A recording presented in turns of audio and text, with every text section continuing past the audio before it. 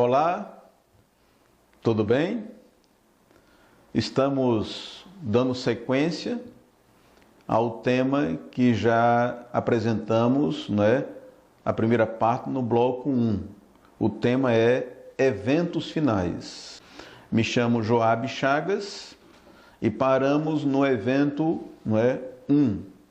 E agora vamos para o evento número 2, nessa sequência cronológica. Se você está abrindo esse vídeo pela primeira vez, eu aconselharia a abrir primeiro a parte introdutória, ou a parte 1 deste tema, porque é uma certa ordem cronológica para você poder entender o desfecho final deste tema, entende? Vamos apresentar mais uns 2 blocos na sequência, ok? Então, o evento número 2 é o chamado tempo de angústia. Veja, já houve o ecumenismo, a formação da imagem da besta e o decreto dominical. O decreto dominical, quando acontecer, vai dar início a esse outro evento chamado tempo de angústia. Eu quero ler com você aqui, vou projetar na tela, 2 textos bíblicos. Um no Antigo Testamento e o outro no Novo Testamento. Os textos são Daniel capítulo 12, verso 1 e Apocalipse 7, 13 e 14. Nesse tempo se levantará Miguel, o grande príncipe, o defensor dos filhos do teu povo, e haverá tempo de angústia, qual nunca houve, desde que houve nação até aquele tempo. Mas naquele tempo será salvo o teu povo, todo aquele que for achado inscrito no livro. O próximo texto, Apocalipse 7, 13 e 14, diz assim: Um dos anciãos tomou a palavra, dizendo: Estes que se vestem de vestiduras brancas, quem são e de onde vieram? Respondi-lhe: Meu Senhor, tu sabes. Ele então me disse: São estes que vêm da grande tribulação, lavaram suas vestiduras e as alvejaram no sangue do Cordeiro. Então veja, esses 2 textos bíblicos nos falam que no final dos tempos haverá uma grande tribulação, qual nunca houve. Essa tribulação ou tempo de angústia se dará após o decreto dominical, obrigando todos a guardarem o domingo. E aqueles que forem fiéis na guarda do sábado, 4º mandamento da lei de Deus, passarão por momentos de profunda angústia, tribulação e perseguição. Ok? Veja, alguns textos dos escritos de Ellen White diz o seguinte. Primeiro deles: o tempo de agonia e angústia que diante de nós está, exigirá uma fé que possa suportar o cansaço, a demora e a fome. Fé que não desfaleça, ainda que severamente provada. Então, esse tempo difícil para o povo fiel exigirá uma fé que possa suportar o cansaço, a demora, a fome, e uma fé que, ainda que seja severamente provada, ela não seja reprovada e sim aprovada. Um outro texto diz assim: Ao início do tempo de angústias, fomos cheios do Espírito Santo ao sairmos para proclamar o sábado mais amplamente.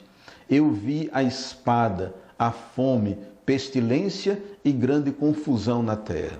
Nesse texto ela está mostrando que exatamente após esse decreto dominical haverá esse tempo de angústia para o fiel povo de Deus. E aí ela fala que esse povo sairá para pregar o sábado com mais força, com mais ousadia, com mais coragem. E aí eu abro um parênteses para explicar que muitos hoje dentro da igreja, diante dessas pequenas provações que acontecem hoje, já querem fugir para as cavernas, para as montanhas, para os lugares desertos. Não é tempo para isso.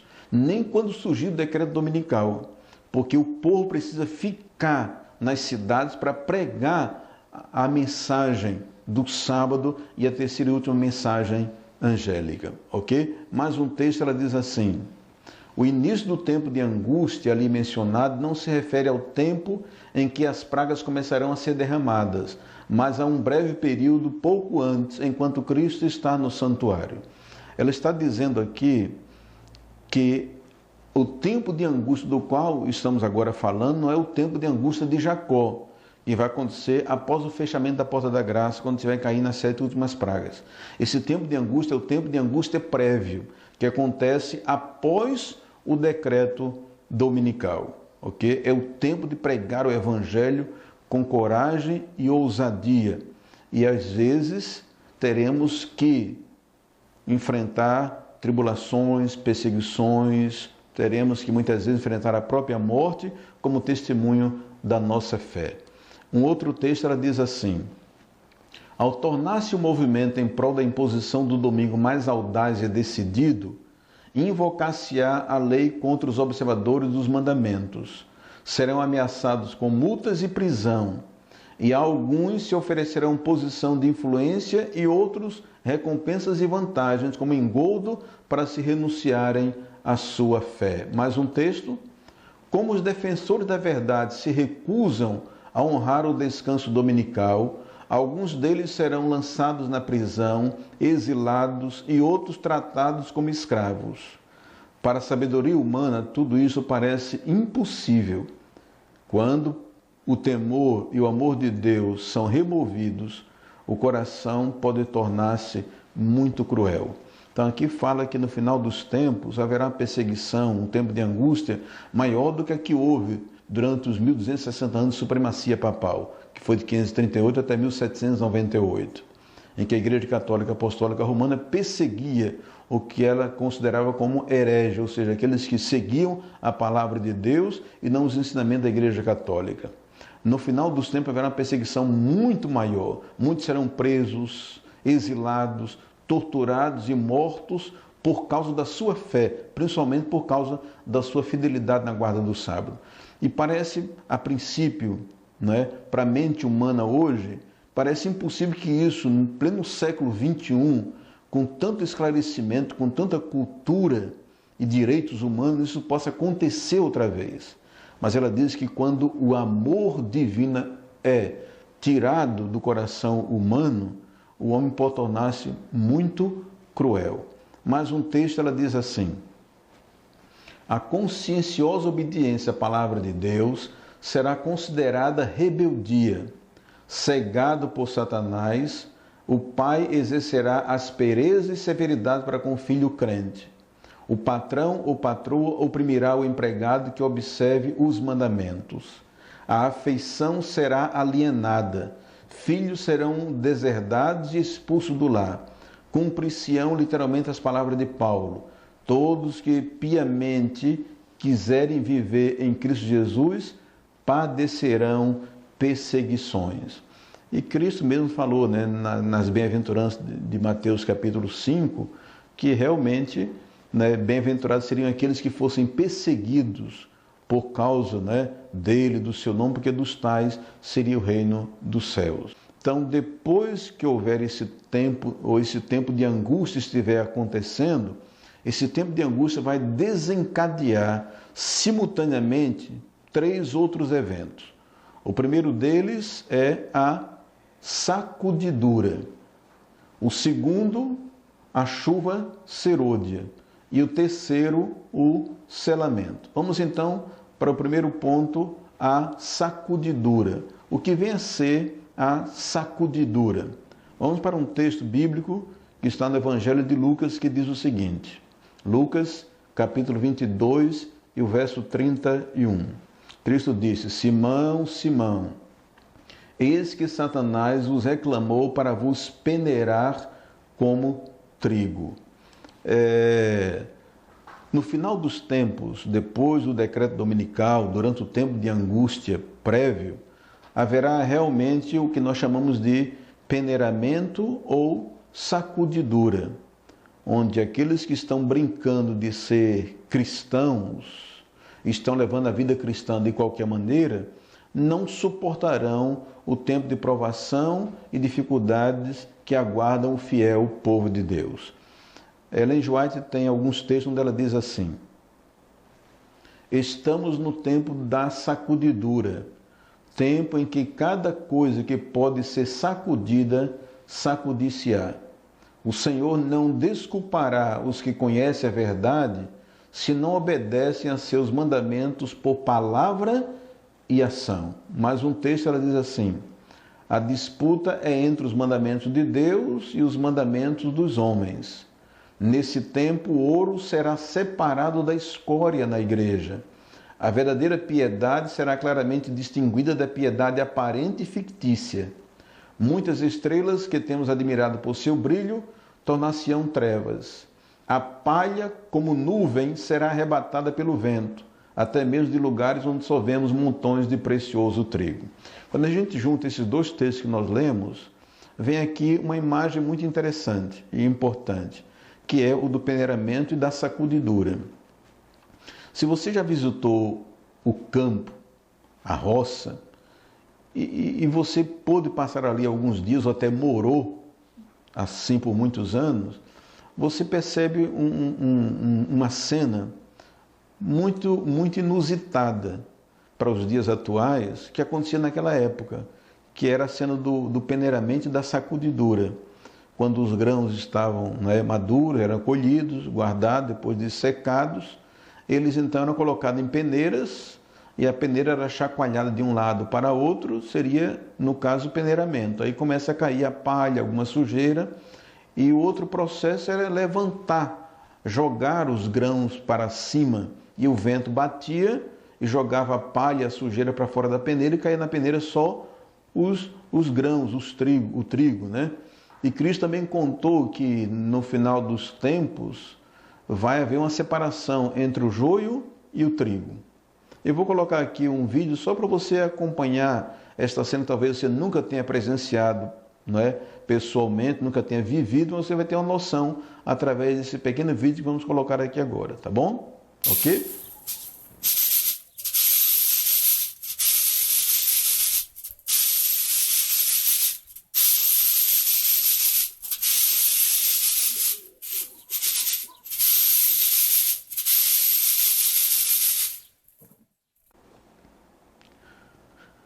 Bom, então deu para perceber mais ou menos essa ilustração que Cristo falou, né, do peneiramento, da sacudidura. Um outro texto, Ellen G. White diz assim: ao aproximar-se a tempestade, uma classe numerosa que tem professado fé na mensagem do terceiro anjo, mas não tem sido santificada pela obediência à verdade, abandona sua posição, passando para as fileiras do adversário.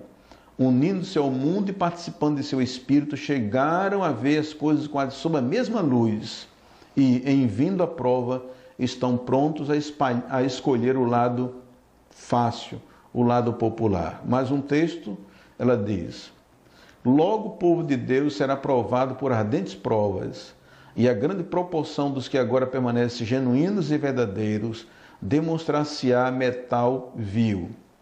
Permanecer em defesa da verdade e justiça quando a maioria nos abandona, ferir as batalhas do Senhor quando são poucos os campeões, essa será a nossa prova.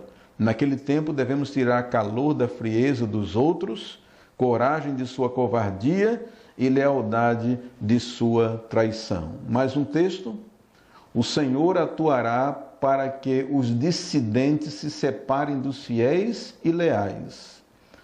E ela continua, concluindo: as fileiras não serão diminuídas. Os que são firmes e fiéis preencherão as lacunas deixadas pelos que ficam ofendidos e apostatam. O que ela está dizendo é que nesse tempo de peneiramento ou sacudidura, aqueles que estão brincando hoje de serem cristãos não suportarão esta provação e abandonarão.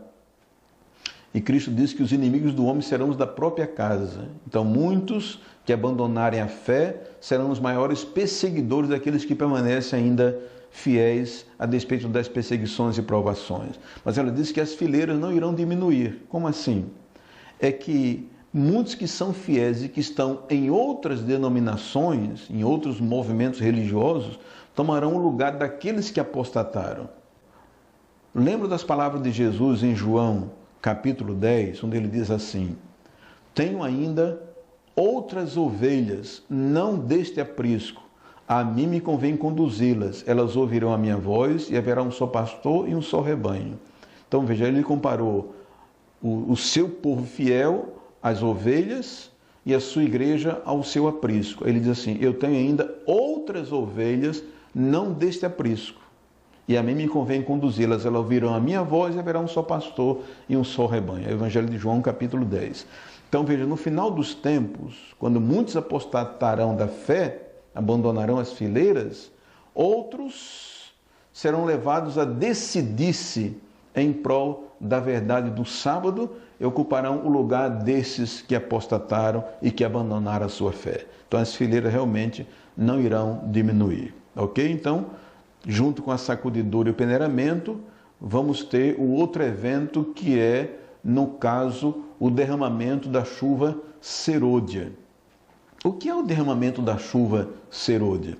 Vamos para um texto bíblico no Antigo Testamento, no livro de Joel, ok? Joel, capítulo 2, verso 28 e 29, que diz assim: e acontecerá depois que derramarei o meu espírito sobre toda a carne, vossos filhos e vossas filhas profetizarão, vossos velhos sonharão e vossos jovens terão visões.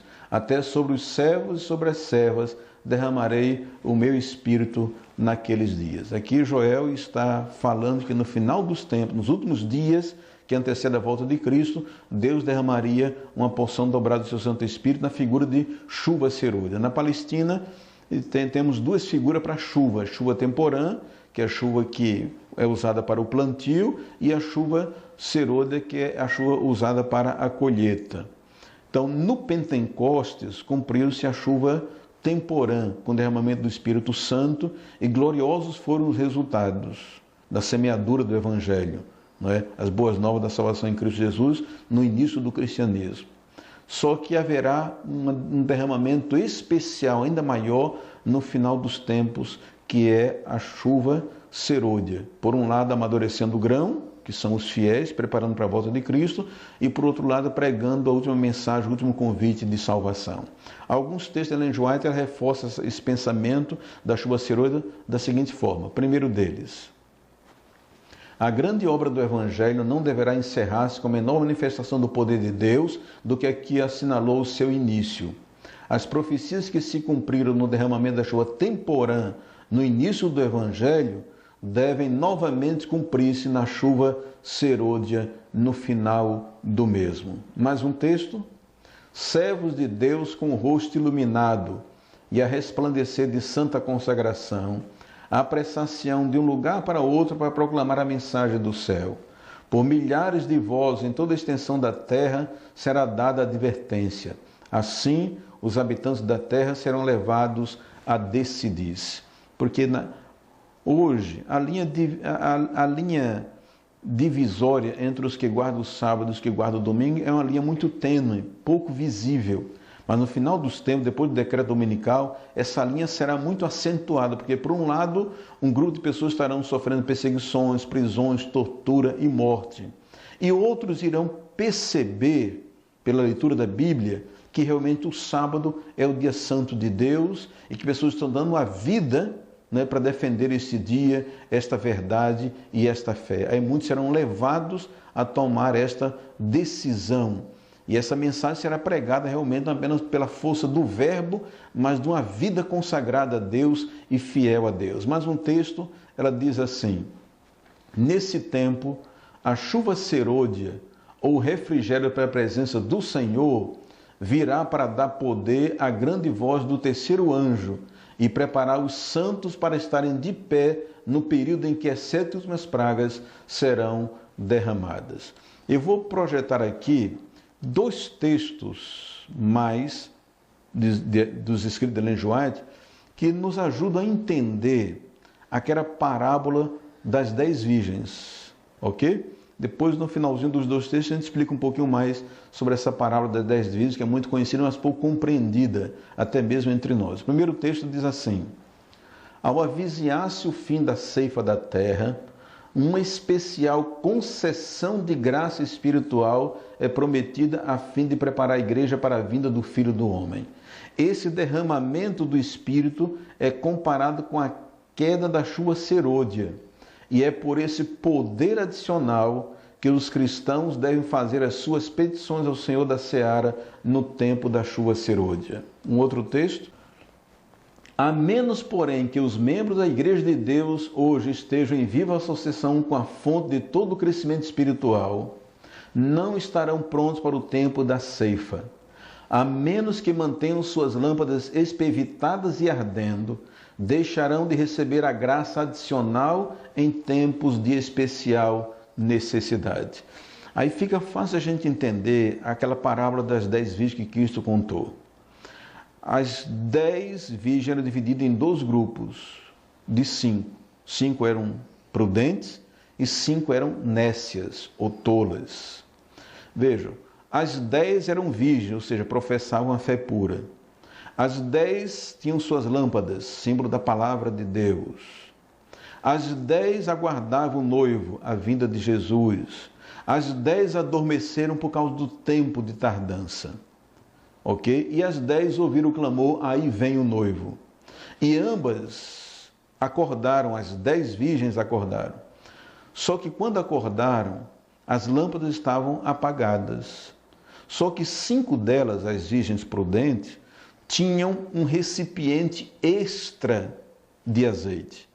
E elas puderam encher suas lâmpadas, ajustarem o pavio e acenderem novamente e irem ao encontro do noivo, e irem depois para as bodas com o noivo. E as outras virgens, as nécias, não tinham essa porção extra de azeite. Portanto, não puderam acender suas lâmpadas e nem acompanharem o noivo e nem entrar nas bodas do noivo.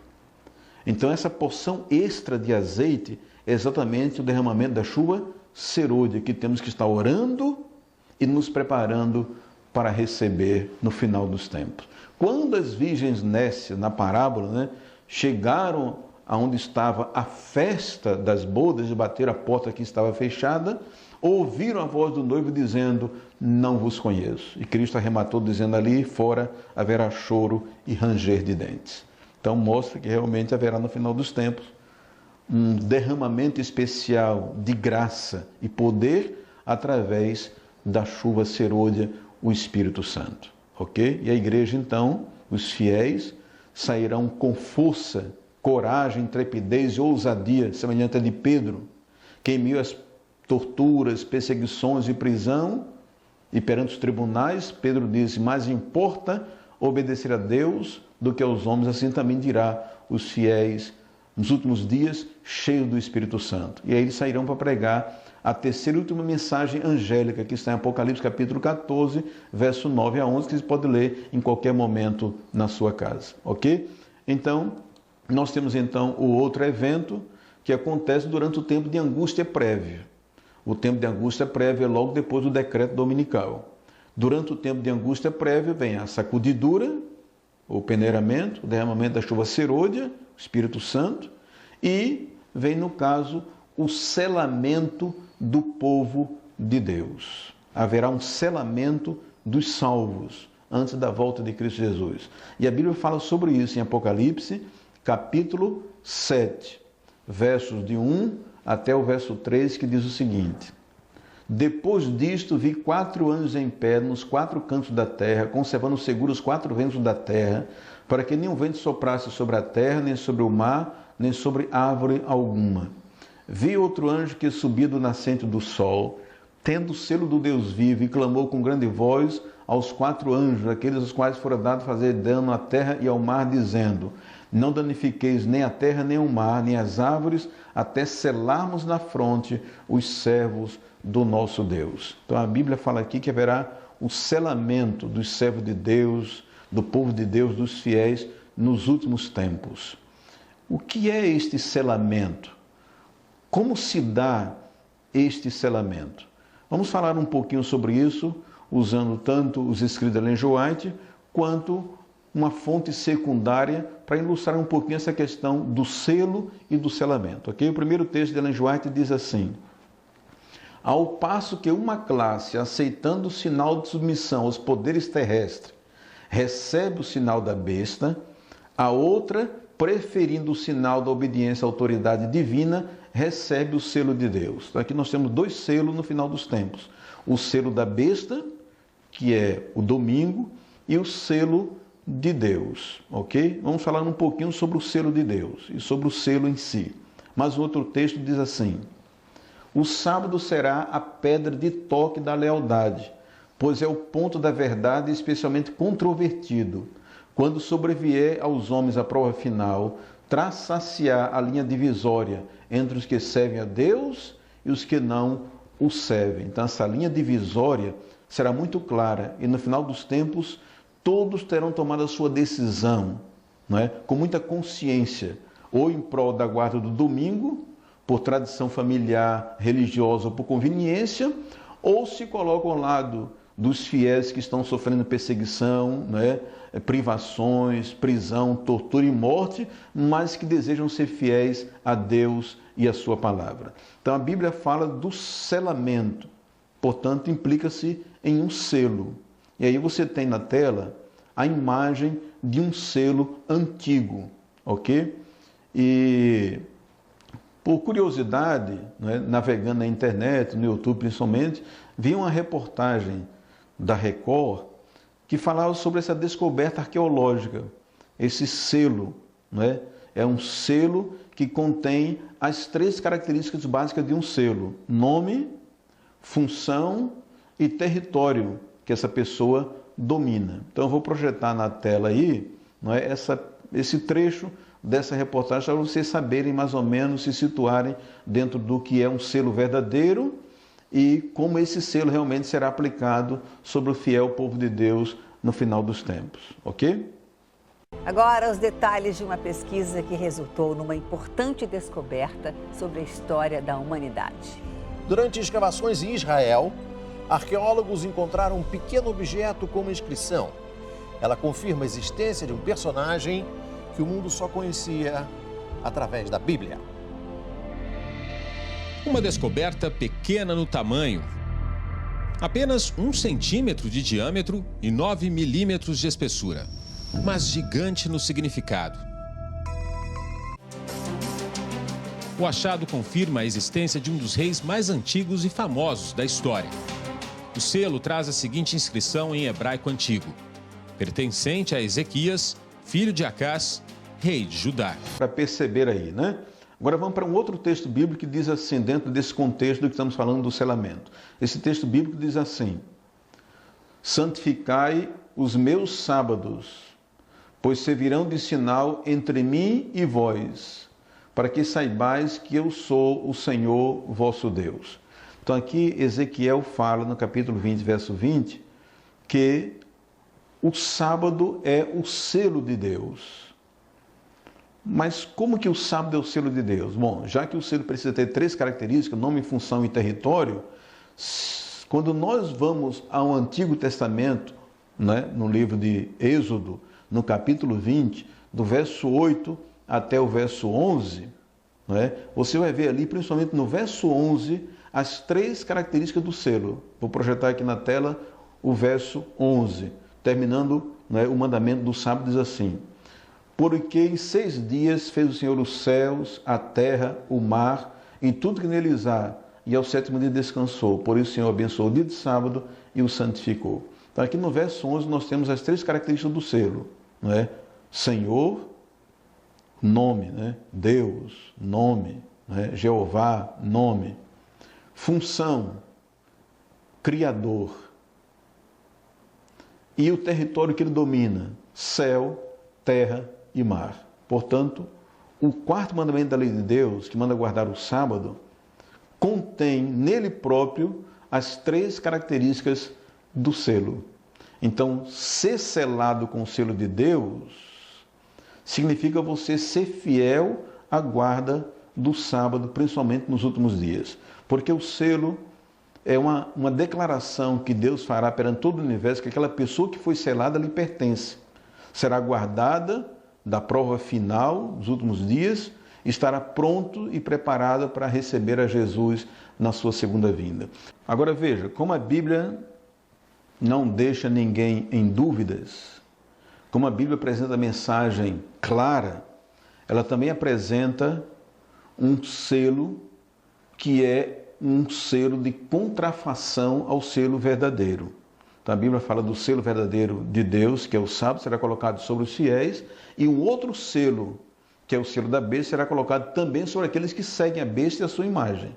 E o texto é em Apocalipse capítulo 13 que diz assim: a todos os pequenos e os grandes, os ricos e os pobres, os livres e os escravos, faz que lhes seja dada certa marca sobre a mão direita ou sobre a fronte, para que ninguém possa comprar ou vender, senão aquele que tem a marca, o nome da besta ou o número do seu nome. Então aqui mostra que realmente também um outro grupo de crentes receberão, não é, um selo. Então veja, no final dos tempos a humanidade estará dividida, a humanidade toda dividida em apenas 2 grupos. Independente da sua condição socioeconômica, da sua condição cultural, da sua etnia, a humanidade toda, do ponto de vista espiritual, estará dividida em 2 grupos. Os que recebem o selo de Deus e os que recebem o selo da besta. E a Bíblia apresenta, para ninguém ter dúvidas, qual será o desfecho final daqueles que têm o selo de Deus e o desfecho final daqueles que têm o selo da besta, ou seja, daqueles que guardam o sábado e daqueles que guardam o domingo, ok? E o texto diz assim: vi também tronos, e nestes sentaram-se aqueles aos quais fora dada a autoridade de julgar. Vi ainda as almas dos que foram decapitados por causa do testemunho de Jesus, bem como por causa da palavra de Deus, tanto quanto não adoraram a besta, nem tampouco a sua imagem, e não receberam a marca na fronte ou na mão, e viveram e reinaram com Cristo durante 1000 anos. Aqui o Apocalipse mostra, nessa visão de João, que aqueles que foram fiéis, ainda que tenham sido mortos por causa da sua fidelidade, mas eles não adoraram a besta, nem a sua imagem, nem receberam a sua marca, esses reinarão com Cristo durante 1000 anos. Agora veja o desfecho final daqueles que recebem o selo da besta. Diz assim: o diabo, o sedutor deles, foi lançado para dentro do lago de fogo e enxofre, onde já se encontra não só a besta, como também o falso profeta, e serão atormentados de dia e de noite pelo século dos séculos. Então aqui está aquelas 3 imagens iniciais da parte 1 do capítulo 1 da introdução. O dragão, símbolo de Satanás; a besta, símbolo do